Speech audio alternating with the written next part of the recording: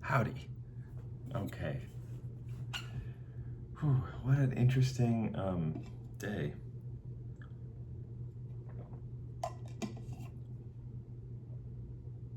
Yeah, there's just so much to all of it, but and this this is a whole thing. But I like it, and I think it's good, and I think it's very good. Actually, I do very much know and know, a double know, which came from a deeper knowing, so like triple, quadruple knowing that this is good. That's some conviction. That's some belief right there. Anyway, I've been learning a lot. There was a philosopher that said, we are undoubtedly a sculpted river. And I love it. There's so many philosophies that are based off of I think it's called the growing paradox? Maybe not paradox. Growing theory? Whatever. This concept of growing, it's all the whole thing with replacing the boards on the guy's ship, right? It's this fight between deterministic and probabilistic, a fight between how and what and how, a fight between going backwards from ma'alal to direct instead of direct to ma'alal. But it's everywhere, so that's that. But I was thinking about flow, right, in the context of we are definitely a sculpted river. The topic that anything alive, anything actually in existence is in a constant state of change, right, a constant state of flux, constant state of reorientation and adding and subtraction, and therefore, because it's happening at such a granular level, a deterministic approach is receiving more and more pressure as far as what it's able to hold up against, and and that's exciting. That is very exciting. See, we like reality. We're not afraid of reality. That's another thing. Also, we reconcile ourselves to really, yeah, a whole lot. But even neurologically speaking, if we aren't faithful to what we believe, we are essentially inept. But that's a whole other thought.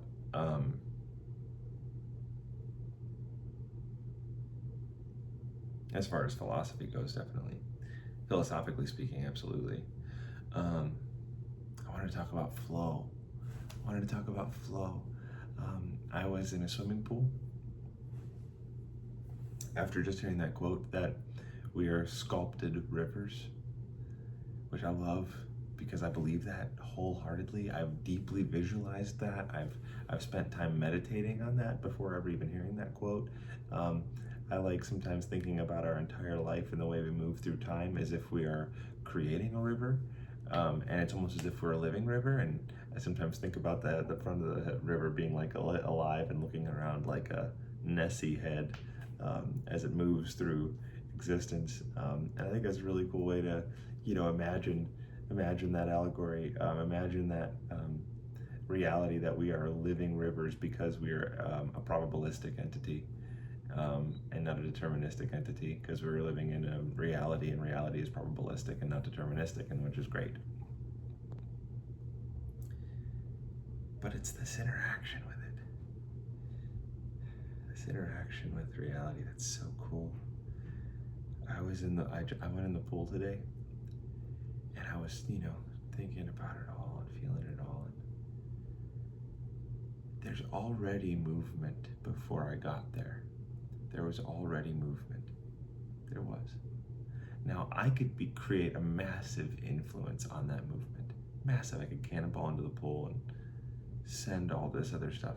But I could also very quietly, very humbly, very carefully tiptoe into that water and try to affect what was there as little as possible and even remain as still as possible.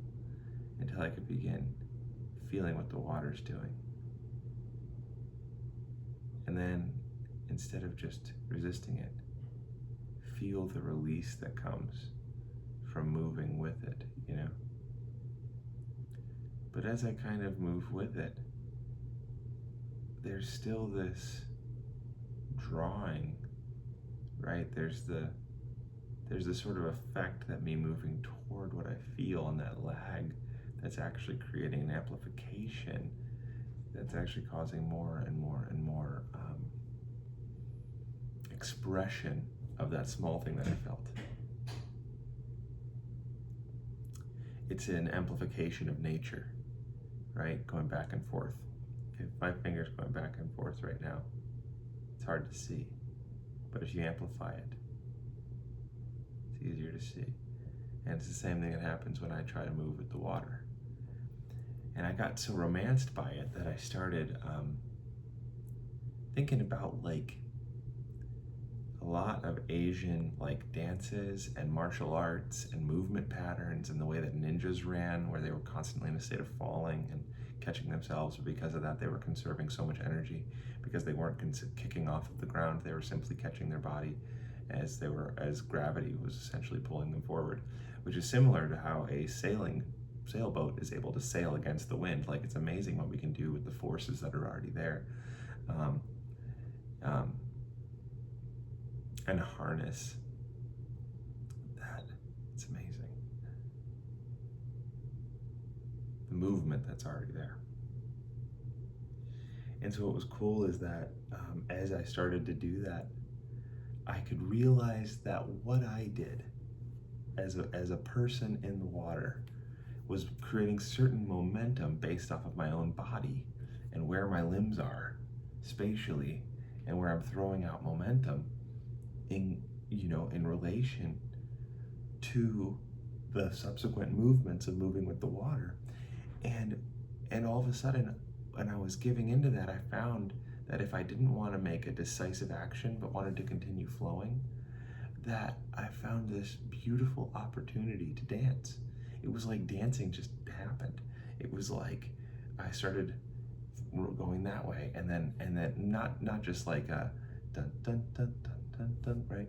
Not just a hokey pokey happy hallelujah I found gold dance, right? Which is great, but this was more of a ballet. Felt more like a ballet, not in the do do do do do do do, but more in the yam bam ba ho am bam bam bo am bam bam bo, more like that, more loosely fitted, not regimented and tight, but more that free flowing that comes from actually the really the practice and the conditioning of being able to do the dun dun dun dun dun dun, that then affords you the mobility to then act like water, like Bruce Lee, which is, I'm so thankful for the mobility that I have in my body to be able to do that. But yeah, it felt like, the amplification of those tiny movements caused my body, to have these other additional, to bring other additional forces into the equation that were still complementary to the way the water was moving. And that was beautiful. That felt like crazy harmony. That felt like living right there. That did, just in the pool, just moving. And I wasn't doing like a lot, I was just moving. And it was becoming just so beautiful that I was getting romanced by it. And what I mean by that is that I started losing track of my environment, and I started getting completely focused on the water and the way that I was moving in the water. And what was so cool is that I started feeling like, oh my goodness, there's certain movements that a human does in response to your environment that are almost, implicit. Like you would do that if you were going to try to not create a discord in the environment, not to assert yourself and stop to where all the water that was moving just rushes up against you and has to reside, right?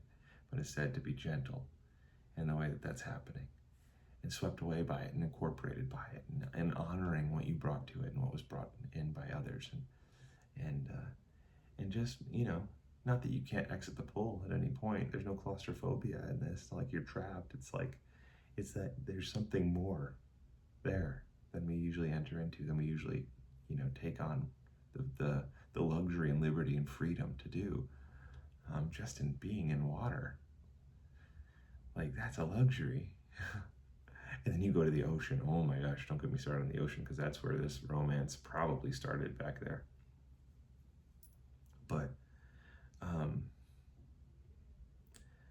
there was like this motion, and then there was this angular momentum, and then there was the recapturing of that momentum in myself that looked like not just back and forth, but actually circles.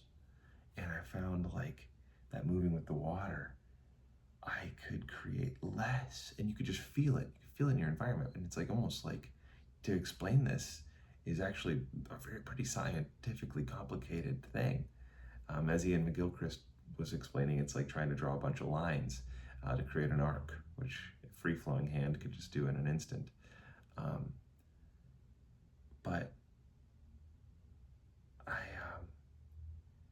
felt the movement, and I wanted to conserve that energy in a harmonic way, and it caused me to move myself in a quick circle, and that circle caused me to be set off balance. And so then the momentum that circle had thrown into the water, and my body being off balance in it, and gravity pulling me down, I started moving my feet kind of like how the ninja kind of guy would, on a sideways, and then I felt myself kind of going back and forth because the water was hitting up against the edges of the pool. And so I found myself going, and then when I would lose my balance a little bit, I could into a circle and then go back. And it was like, it was so cool. I've never really experienced being involved in that kind of interaction before, and of momentums and movement, and not in that environment. The closest thing I could liken it to is when I was giving myself to the ocean waves in Santa Barbara, and the big rollers that people surf on. I was running into the side like a wall and throwing myself, and it was spinning me like a pencil. Or one time the big wave just picked me up and turned me all the way upside down and then around, and I was tucking and rolling and spinning and feeling it all, and it was the most joyful time. And it was so amazing, the different characteristics inside of each wave, like tight wavelengths versus wide wavelengths, right? Obtuse or acute wavelengths versus acute, and then tall acute versus short obtuse. I'm sure there's something in there, because that's the way each wave was affecting me. And so I began to feel and understand with my own movement the sort of science inside of it, just by being there and becoming affiliated and acquainted with the nature of the science, which is amazing, because that's that Kennen knowing, not the Wiesen knowing. It's the getting to know through anthropomorphizing versus getting to know through, what's the word? Objectifying, maybe. There's a better word than that he was using in German. It seems like German has a lot of really good words for this. And it makes sense that we're, such a culture would develop in such a place. But yeah, anyways, I just wanted to say this account of what it felt like in the pool, and that was really affecting me, and how I really do believe that's such an allegory for what it looks like to reign in life, and what it looks like to be a human being that is gentle and humble of heart like the Lord. Though we have the ability to create hard stops and deeply affect the flow of things, we can learn grace. We can learn grace, and that grace can impact deeply the effect that we have in our environment. It reminds me of, I think it's Nehemiah 1:9, where it says that the Lord Yahweh is patient, and he has his way in the whirlwind, right? The word patient is that he has long feathers, and he has his way in the whirlwind.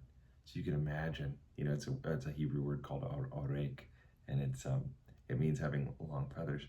And If you could imagine somebody having long feathers in a whirlwind, and that being patience, well, that's kind of what we get to have when we begin to learn to reign in life, is to be patient and to move with the current that's there, and not try to manipulate the moment, but actually be present to it in a way that loves it and nourishes it and is harmonizing of various elements that may as well be at discord, even though many people are just walking around right now desiring peace. But because of various elements of brokenness and immaturity and cultural anemia and other things, the lack of wisdom, essentially, because and generally no fault, just usually just the way people have been set up. Is there's so much brokenness here. It's easy to find grace for people anyway, which is what we're called to do by Jesus, right? This is how we're known to be children of God, to show grace even to the wicked, right? So it shouldn't be too hard for us to find grace for each other, but we're just these people walking around like beautiful little people, each individually trying to have peace. Yet we carry these brokenness, these inconclusive things, these elements of discord, and what do? We so often clash against each other.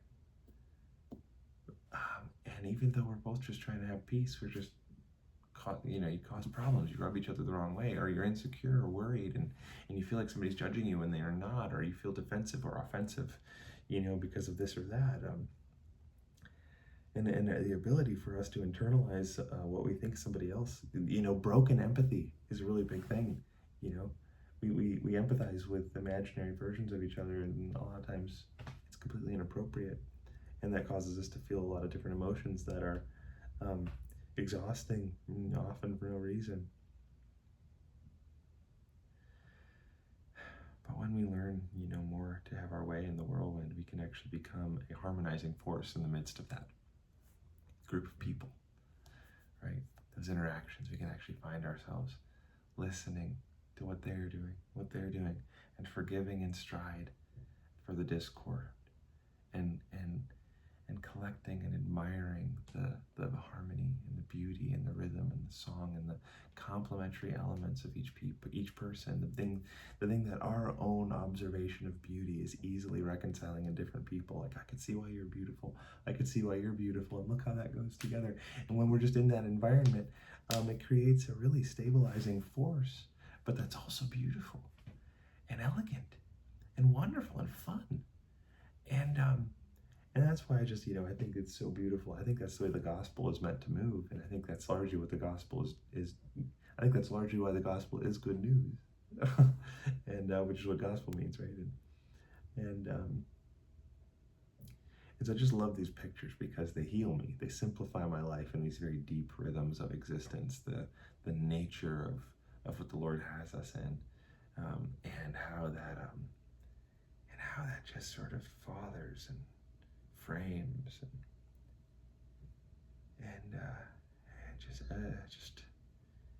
just kind of takes off the hard edges of anxiety when you are exposed to such a vast, large thing, that all these little micro compulsions start being naturally humbled before the true vastness that we're inside. And boy, does that affect anxiety. Boy, does that affect fear. Boy, does that affect this deterministic kind of broken effect to life, and sets us up to kind of interact with a probabilistic reality in a probabilistic way that's beautiful and fun and not scary, and so much more worth it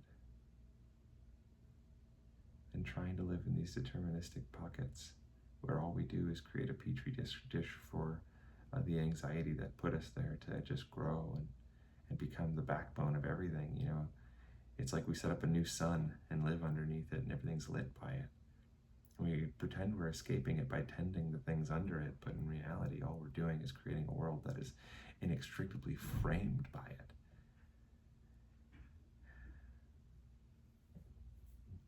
No, we shouldn't try to determine reality. We should try to know reality the way we know a person that we can't predict. We can become familiar with their nature, and that becomes so much better than trying to control them. but to know them and harmonize with them. Good news, huh?